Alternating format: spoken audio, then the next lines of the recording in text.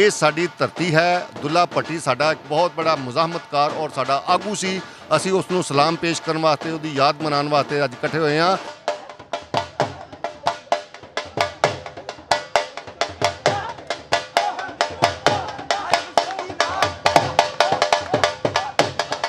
लोहड़ी का हुंदा सी कि मावां वडेरियां आंदियां लियाओ रहो, कमाल पीड़ी दे हण ते रहो लियाई दी सी, रात नूं पकाई दी सी खीर रहो दी। सुबह उठ के पोह वाले दिन आखिरी रात नूं पकानी ते सुबह उठ के खानी ते नाल बीबियां वडेरियां भैणां मावां ने आखना कि पोह पक्की ते मां खाधी। कुछ लोग अजाए ने ਜਿਹੜੇ ਲੋਹੜੀ ਦੇ ਜਿਹੜਾ ਦਿਹਾੜਾ ਹੈ, ਲੋਹੜੀ ਦਾ ਦਿਹਾੜਾ ਜਿਹੜਾ ਮਨਾਉਂਦੇ ਹੋ ਉਹਨੂੰ ਮਜ਼ਹਬ ਨਾਲ, ਸਿੱਖੀ ਨਾਲ ਜੋੜਦੇ ਨੇ।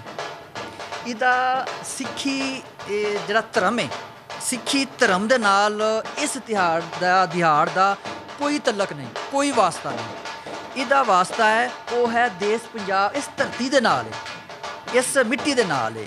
ਫਸਲਾਂ ਰੌਣਕ ਲਾਈਆਂ ਇੱਥੇ ਥੋੜਾ ਕੋਈ ਨਾ ਰਹੀਆਂ, ਕਣਕ ਕਮਾਦ ਤੇ ਨਰਮਾ ਯਾਰੋ ਨਾਲੇ ਦਿਸਣ ਮਕਈਆਂ। ਉਹ ਹਰ ਖਿੱਤੇ ਦੇ ਲੋਕ ਖੁਸ਼ ਆਪਣੇ ਆਪਣੇ ਹਿਸਾਬ ਨਾਲ ਹੁੰਦੇ ਨੇ, ਤੇ ਪੰਜਾਬੀ ਕਿਵੇਂ ਖੁਸ਼ ਹੁੰਦੇ ਨੇ? ਪੰਜਾਬੀ ਖੁਸ਼ ਹੁੰਦੇ ਨੇ ਭੰਗੜਾ ਪਾ ਕੇ, ਢੋਲ ਵਜਾ ਕੇ, ਇੱਕ ਦੂਸਰੇ ਦੀ ਜਦੋਂ ਆਇਆ ਕਿ ਮਦਦ ਕਰਕੇ।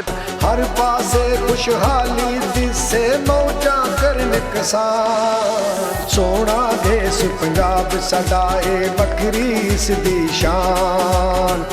ਕਿ ਜ਼ਿੰਦਾ ਕੌਮਾਂ ਆਪਣੇ ਤਿਉਹਾਰ ਮਨਾਉਂਦੀਆਂ ਹੁੰਦੀਆਂ ਨੇ, ਇਹਦਾ ਕਿਸੇ ਮਜ਼ਹਬ ਨਾਲ ਤਲਕ ਤੇ ਨਹੀਂ ਹੁੰਦਾ। ਇਹ ਤੇ ਸਿਰਫ ਔਰ ਸਿਰਫ ਆਪਣੀ ਲੋਕਾਈ ਦੇ ਮੁਤਾਬਕ ਚੱਲਣਾ ਹੁੰਦਾ ਹੈ। ਇੱਕ ਅਹਿਸਾਸ ਹੁੰਦੇ ਨੇ ਜਿਹੜੇ ਕਿ ਇੱਕ ਹਾਸੇ ਵੰਡਣੇ ਹੁੰਦੇ ਨੇ। ਕਿ ਇਹ ਜਿਹੜਾ ਤਿਉਹਾਰ ਹੈ ਲੋਹੜੀ ਦਾ, ਇਹ ਪੰਜਾਬੀ ਕਲਚਰ ਦਾ ਤਿਉਹਾਰ ਹੈ।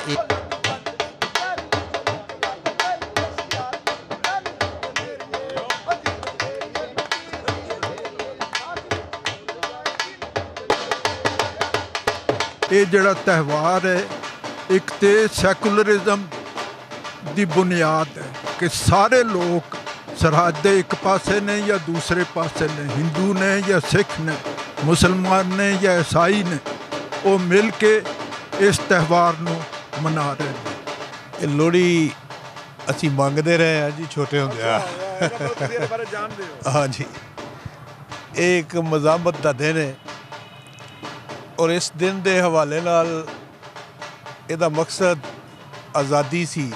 ਇਸ ਗੱਲ ਦੀ ਬੜੀ ਖੁਸ਼ੀ ਹੈ ਕਿ ਅੱਗੋਂ ਵੀ ਮਜ਼ੀਦ ਇਹ ਪ੍ਰੋਗਰਾਮ ਜਿਹੜਾ ਚੱਲਦਾ ਰਹੇ ਤੇ ਪੰਜਾਬੀ ਪ੍ਰਚਾਰ ਔਰ ਜਿਹੜੇ ਪੰਜਾਬੀ ਦੀਆਂ ਸਾਰੀਆਂ ਤਹਿਰੀਕਾਂ ਨੇ ਦਾ ਇਤਮਾਮ ਕੀਤਾ ਹੈ, ਉਹਨਾਂ ਦਾ ਬੜਾ ਸ਼ੁਕਰੀਆ, ਉਹਨਾਂ ਦੀ ਬੜੀ ਮਿਹਰਬਾਨੀ। ਰਹਿਮਾਨੀ ਨਿਊਜ਼ ਦਾ ਸ਼ੁਕਰੀਆ ਕਿ ਅੱਜ ਦੇ ਇਸ ਤਾਰੀਖੀ ਤਕਰੀਬ ਜਿਹੜੀ ਇੱਥੇ ਅੱਜ ਇਨਕਾਦ ਕੀਤਾ ਗਿਆ ਹੈ ਪੰਜਾਬ ਦੀ ਤਾਰੀਖ ਦੇ ਉੱਤੇ, ਇਹ ਲੋਹੜੀ ਦਾ ਜਿਹੜਾ ਤਿਉਹਾਰ ਹੈ ਉਹ ਮਨਾਉਂਦਿਆਂ ਹੋਇਆਂ, ਤੇ ਇਹਦੇ ਵਾਸਤੇ ਤੁਸੀਂ ਆਏ ਹੋ। ਅਨਖੀ ਪੁੱਤਰ ਹੈ ਪੰਜਾਬੀ, ਰਾਖੀ ਦੇਸ਼ ਦੀ ਕਰਦੇ, ਜਾਨ ਤਲੀ ਤੇ ਰੱਖਦੇ, ਅਸਗਰ ਨਹੀਂ ਕਿਸੇ ਤੋਂ ਡਰਦੇ।